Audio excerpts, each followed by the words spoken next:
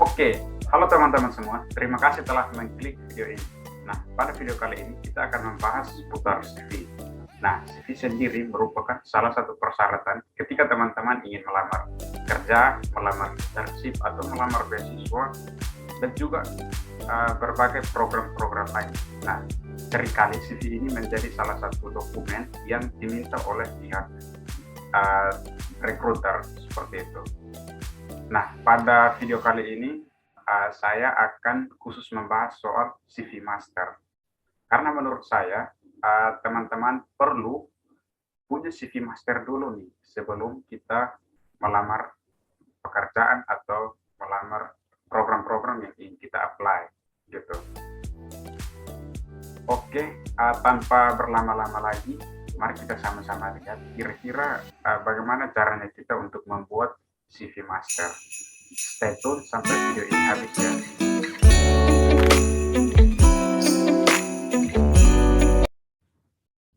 Nah, teman-teman, langkah pertama untuk membuat CV Master, pertama-tama teman-teman perlu membuat satu file seperti ini. Nah, ini akan menjadi file CV Masternya teman-teman. Nah, pertama-tama kita perlu menuliskan nama terlebih dahulu. Untuk nama sendiri, saya biasanya menggunakan ukuran huruf 18. Jadi,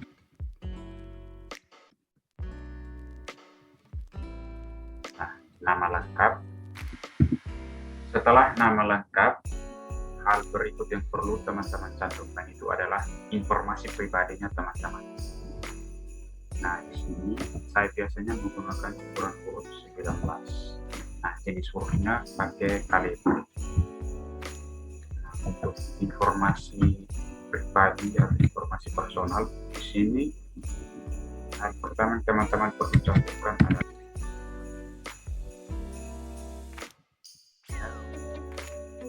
email,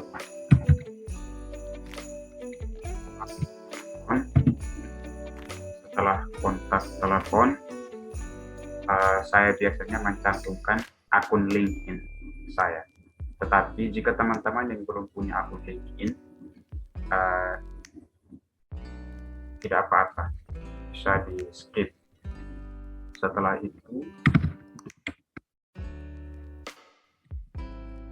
setelah akun LinkedIn, jangan lupa cantumkan lokasi atau kota di mana teman-teman tinggal saat ini.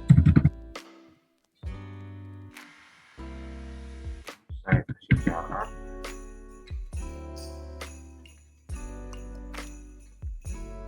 Nanti sampai di akhir video, saya akan coba kasih template yang kita pilih.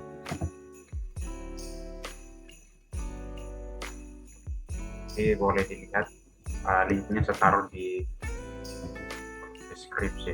Nah, setelah itu saya perlu membuat pembatas. Nah, pembatas seperti ini.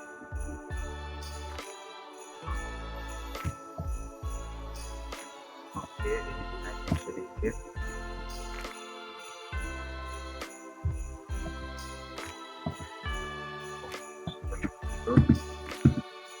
Nah, sekarang setelah kita masukkan informasi pribadi kita berupa nama, email, kontak, akun LinkedIn, dan juga lokasi, hal berikut yang perlu kita cantumkan dalam CV Master kita itu adalah kontennya. Nah, konten itu atau hal-hal yang ingin kita cantumkan dalam CV. Pertama, kita rubah dulu ukuran huruf menggunakan 12. Nah, di sini yang perlu kita cantumkan itu adalah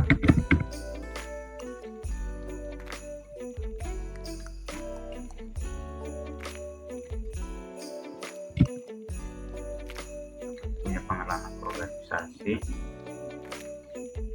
Lalu yang berikut, jika teman-teman pernah terus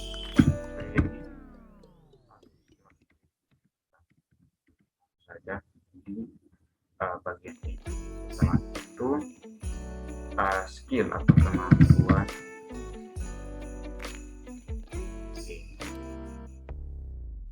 Setelah itu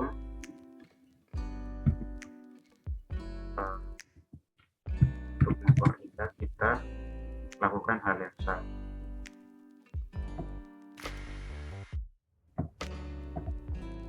Nah, seperti ini. Oke. Nah, untuk pendidikan sendiri, jika teman-teman saat ini sudah menyelesaikan studi S1-nya, bisa ditulis sarjana. Tetapi jika teman-teman saat ini masih duduk di bangku kuliah, maka teman-teman bisa menuliskan mahasiswa. Mahasiswa, program studi semester berjalan saat ini, tahun di mana teman-teman masuk, dan tahun ekspektasi teman-teman nanti lulus. Oke, jadi kurang lebih akan seperti ini.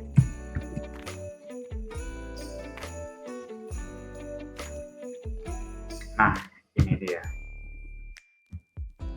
Jadi mahasiswa semester, teman-teman tulis semester berjalan teman-teman saat ini, program studi, fakultas, universitas atau kampus, terus jangan lupa IPK dari teman-teman.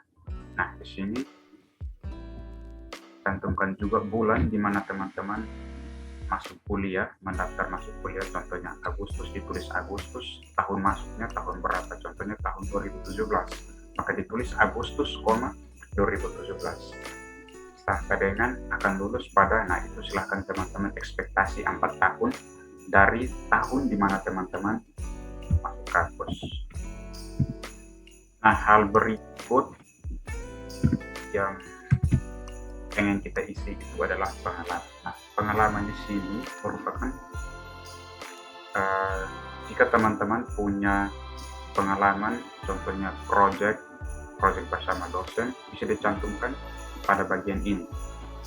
Itu yang pertama. Terus jika teman-teman punya pengalaman magang atau internship, bisa dicantumkan di bagian ini, bagian pengalaman. Jika teman-teman punya pengalaman kerja part-time atau freelancer seperti itu bisa dicantumkan pada bagian pengalaman juga. Atau pengalaman bekerja pada pekerjaan sebelumnya, itu bisa dicantumkan pada bagian pengalaman. Oke, lakukan hal yang sama seperti tadi.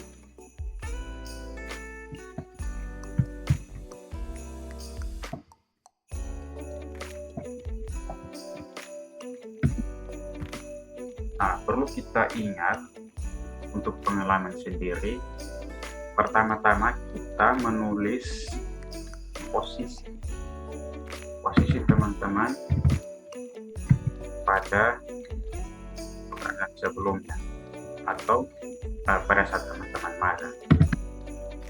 Dari teman-teman tulis posisi, contohnya teman-teman posisinya sebagai data analyst atau project officer contohnya. Nah, posisi, setelah posisi straight lembaga di mana teman-teman melakukan pekerjaan tersebut. Atau kalau teman-teman terlibat dalam suatu project, teman-teman bisa menuliskan nama project yang teman-teman kerjakan. Oke, jadi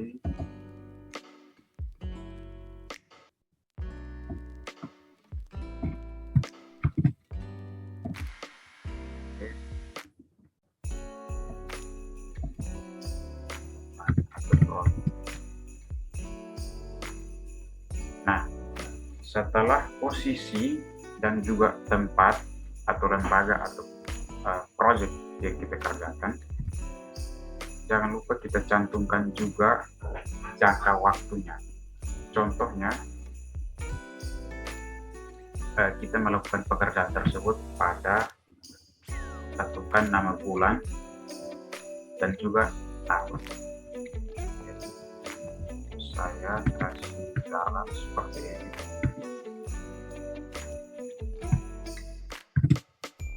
Nah, jadi begini nih, akan jadi seperti ini. Bulan dimulai. Contohnya teman-teman memulai suatu project ini, atau memulai pekerjaan ini, atau memulai internship ini pada bulan berapa, teman-teman bisa cantumkan di sini.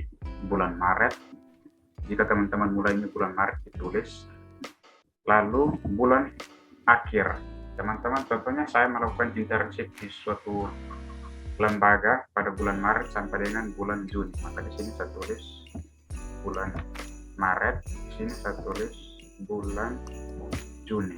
Nah, tahunnya tahun berapa ini ditulis. Nah, setelah itu, setelah kita cantumkan posisi lembaga terus jangka waktu, hal berikut yang ingin kita cantumkan di sini adalah tugas atau hal yang kita lakukan. Jadi cantumkan tugas-tugas atau kontribusi yang pernah teman-teman lakukan selama memegang posisi tersebut. Nah, di sini. Saya catat, cantumkan tugas-tugas atau kontribusi yang pernah teman-teman lakukan. Nah, di sini teman-teman, contohnya teman-teman punya prestasi dalam posisi tersebut. Teman-teman punya dampak, bisa diceritakan juga. Contohnya, saya kasih contoh. Contohnya, melakukan kegiatan A dan memenuhi target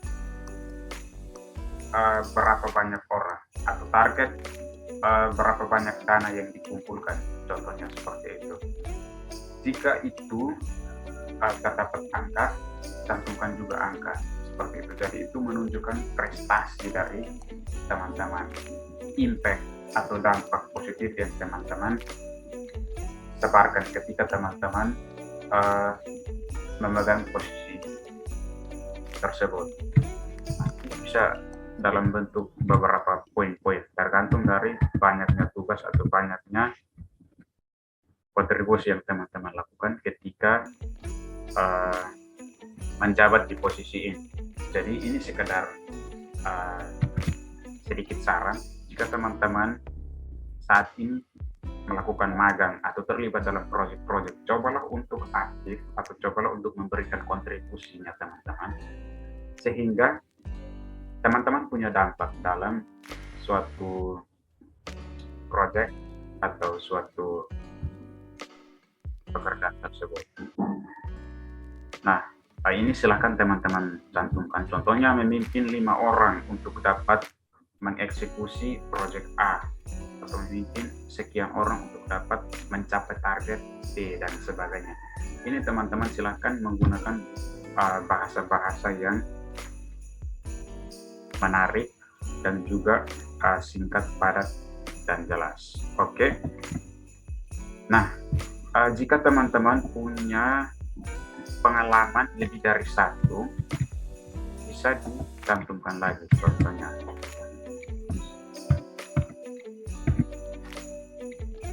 posisinya ini sudah selesai. Sekarang teman-teman mau cantumkan juga, ternyata teman-teman punya pengalaman lebih dari satu atau lebih dari 2 dan sebagainya. Bisa dicantum juga hal berikutnya, pengalaman kedua. Nah, contohnya di sini teman-teman pernah di perusahaan A, tulis perusahaan A. Di sini teman-teman pernah di perusahaan B, tulis perusahaan B. Jadi masing-masing role tersendiri seperti ini. Ini satu role atau satu project. Terus di sini satu role, satu project juga. Seperti itu, lakukan hal yang sama seperti di atas. Nah, saya copy paste. Nanti di akhir video saya akan kasih template ini supaya teman-teman bisa membuat CV masternya teman-teman sendiri. Nah, ini hal yang sama dulu. Nah, kalau teman-teman sudah selesai isi bagian pengalaman,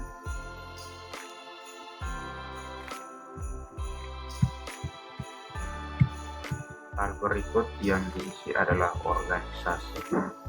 Nah, organisasi, jika teman-teman, terutama kawan-kawan yang sekarang berada di bangku perkuliahan, pasti pernah bergabung organisasi atau saat ini sedang mengikuti organisasi. Nah, teman-teman bisa cantumkan pengalaman organisasi tersebut ke dalam CV masternya teman-teman. Nah, ini kurang lebih sama seperti yang teman-teman tulis di bagian pengalaman. Silakan teman-teman cantumkan posisi atau jabatan. Di sini silakan cantumkan posisi atau jabatan teman-teman dalam suatu organisasi tersebut.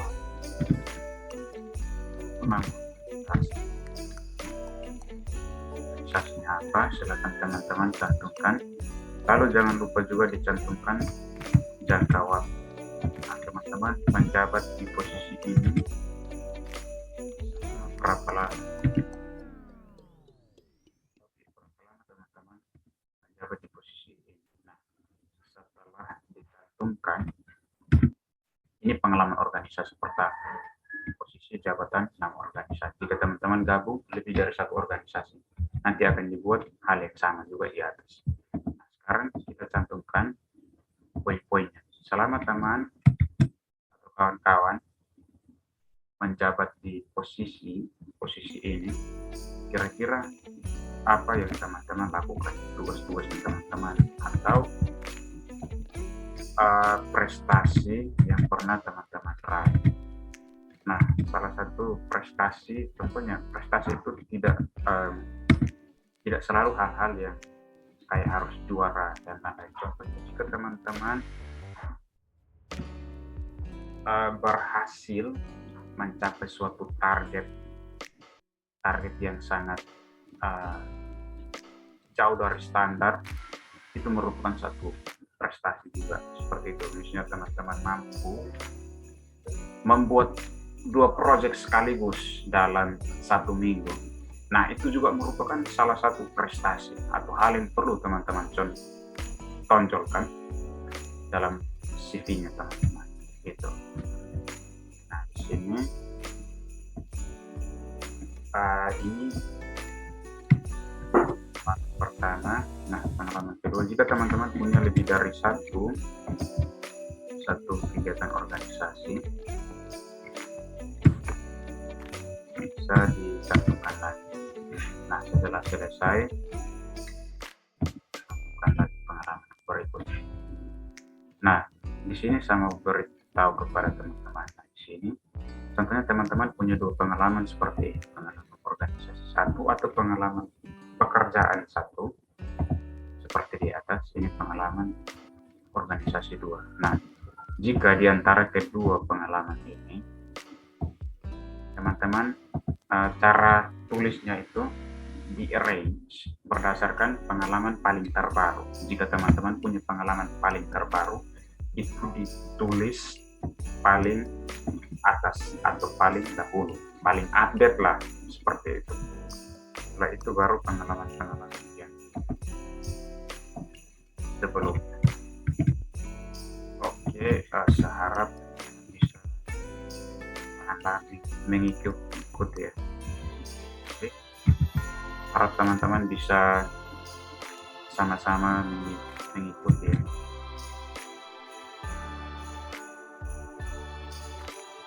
Oke, setelah itu cantumkan juga hal yang sama seperti di atas. Oke, nah ini dari organisasi.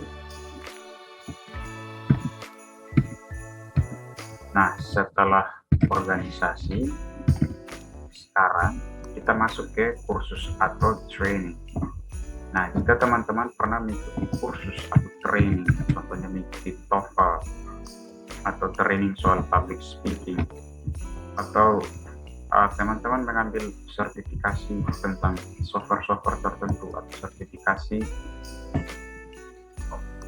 hal-hal yang menurut teman-teman itu sangat berguna untuk digunakan saat apply suatu program. Nah, itu bisa dicantumkan di sini. Nah, untuk kursus atau training of certificate, ini teman-teman bisa cantumkan lembaga. Jangan lupa cantumkan lembaga. Lembaga teman-teman mengambil kursus ini. Contohnya teman-teman mengikuti kursus online. Nah, zaman sekarang terdapat banyak sekali platform-platform yang menyediakan kursus online, dan di akhir setiap kursus tersebut sering kita dikasih sertifikat. Nah, itu bisa dijadikan suatu referensi atau suatu hal positif yang teman-teman bisa cantumkan di sini. Oke, teman-teman cantumkan lembaga.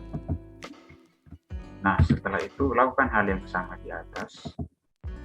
Apa yang teman-teman pelajari di sini? Contohnya di sini, public speaking. Teman-teman belajar soal presentasi, terus belajar soal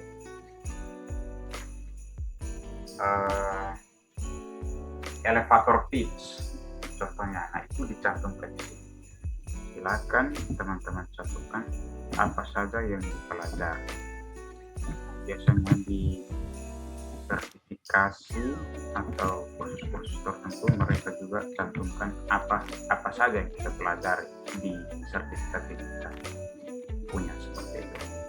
Nah, jika punya skor atau punya capaian dalam kursus ini, teman-teman bisa cantumkan juga. Kalau tidak punya juga tidak apa-apa. Kalau tidak, teman-teman bisa cantumkan, lampirkan juga dengan buktinya. Jika teman-teman punya sertifikat atau sertifikat, teman-teman bisa lampirkan di sini juga. Dari 3 bisa lebih dari 3. Nah, ini tergantung. Nah, lembaga ini lembaga. Jika teman-teman mengikuti kursus lebih dari 1 contoh, jadi cantumkan juga kursus atau lembaga.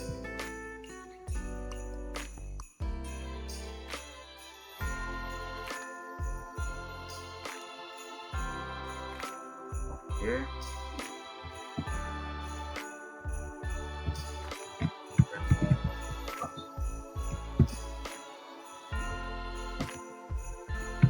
Nah, saya harap teman-teman bisa perlahan-lahan mengikuti ya.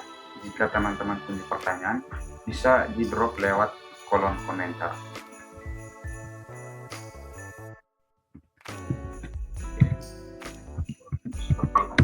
Nah, setelah kursus or training, sekarang hal berikut yang kita isi adalah kemampuan. Nah, seringkali kita melihat bahwa kandidat-kandidat atau beberapa orang, mereka kita sering melakukan penilaian secara subjektif. Nah, namun di sini kita harus melakukan penilaian secara objektif seperti itu. Contohnya kalau kita menyatakan bahwa kemampuan public speaking saya 5 bintang. Nah, itu kan subjektif menurut saya. Nah, kalau menurut saya 5 bintang, belum tentu menurut orang lain itu 5 bintang. Atau bisa saja orang lain tersebut bisa bilang 5 bintang, menurut kemampuan saya sendiri 3 bintang. Tetapi di sini kita harus objektif. Nah, objektif itu contohnya jika teman-teman punya kemampuan, contohnya public speaking. Nah, public speaking. Nah, ini bisa diukur atau teman-teman bisa bersikap objektif seperti ini. Nah, public speaking, jika teman-teman pernah menjadi suatu pembicara dalam suatu conference, seminar, atau hal-hal yang berkenaan dengan public speaking dicantumkan di sini. Nah, contohnya teman-teman punya kemampuan public speaking, terus dicatat menjadi pembicara di kegiatan apa seperti itu dengan jumlah audiens berapa banyak, atau teman-teman sudah punya jam terbang lebih dari 100 jam, teman-teman melakukan pengajaran contohnya, atau memberikan motivasi kepada publik seperti itu. Nah, itu bisa dicantumkan. Contohnya menjadi pembicara dalam kongres atau seminar. Nah, itu bisa dicantumkan juga di sini. Oke, jadi teman-teman silahkan ditulis di sini. Contohnya teman-teman sekarang membuktikan bahwa teman-teman itu jago Excel atau jago software-software tertentu. Nah, silahkan ditulis kemampuannya. Itu ditulis Microsoft Excel. Bisa dicantumkan juga. Contohnya kemampuan public speaking. Nah, teman-teman ngapain? Pernah menjadi pembicara kah? Atau pernah melakukan teaching atau mengajar? Nah, itu dicantumkan juga di sini supaya penilaiannya itu objektif gitu. Nah, setelah itu teman-teman bisa cantumkan bukti.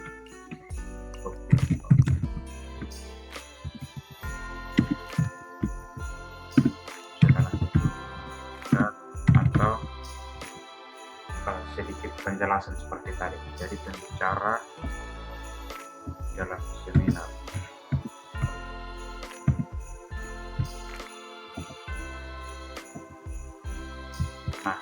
Nah, kurang lebih teman-teman ini adalah CV master ya teman-teman. Nah, di sini mulai dari pendidikan. Nah, ini teman-teman akan update secara berkala. Contohnya semester ini IPK teman-teman naik atau IPK teman-teman berubah, ini update lagi. Terus pengalaman juga sama. Jika bulan depan atau minggu depan teman-teman punya proyek baru atau teman-teman punya kesempatan untuk magang, internship, atau bekerja di suatu perusahaan, diupdate lagi, ditambahkan di sini. Di-upgrade terus, pokoknya di-upgrade secara berkala sesuai dengan keadaannya teman-teman. Organisasi juga sama. Contohnya hari ini teman-teman melakukan suatu project. Nah, ini dicantumkan juga, di-update secara berkala seperti ini. Atau jabatan teman-teman, atau teman-teman gabung organisasi baru lagi. Nah, itu dicantumkan juga, di-upgrade terus. Hal yang sama juga seperti kursus, training, course certificate, lembaga, kursus yang teman-teman ikuti, atau kemampuan yang teman-teman sudah pelajari seperti itu. Nah, itulah kenapa CV Master ini akan sangat berguna sekali,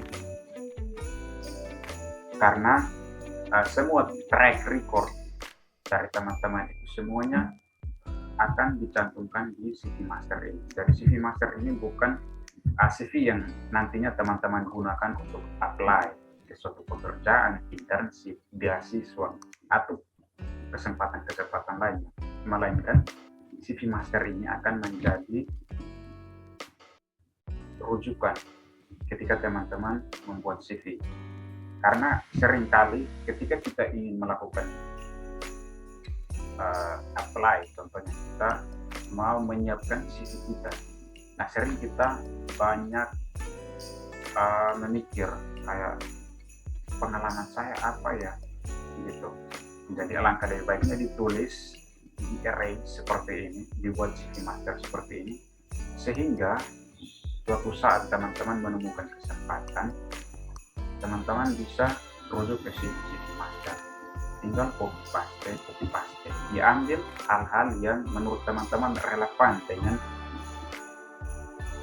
vacancy atau lowongan yang teman-teman temukan gitu. Jadi ternyata saya punya pengalaman ini yang bisa cantumkan ke dalam CV saya buat apply gitu, sehingga teman-teman bisa lebih menghemat waktu dan bisa efektif seperti itu. Ini teman-teman sudah persiapkan tulisan-tulisannya yang jelas. Jika teman-teman upgrade lalu dijadikan sebagai acuan atau referensi ketika teman-teman membuat CV yang akan digunakan untuk apply. Oke, nanti file atau template yang kita buat dalam video ini akan saya share di link di deskripsi. Jadi buat teman-teman yang ingin membuat CV masternya teman-teman, bisa diambil di link yang saya di deskripsi. Oke, terima kasih sekali lagi telah menonton video ini. Saya harap video yang saya buat ini bisa bermanfaat untuk teman-teman. Oke, semangat.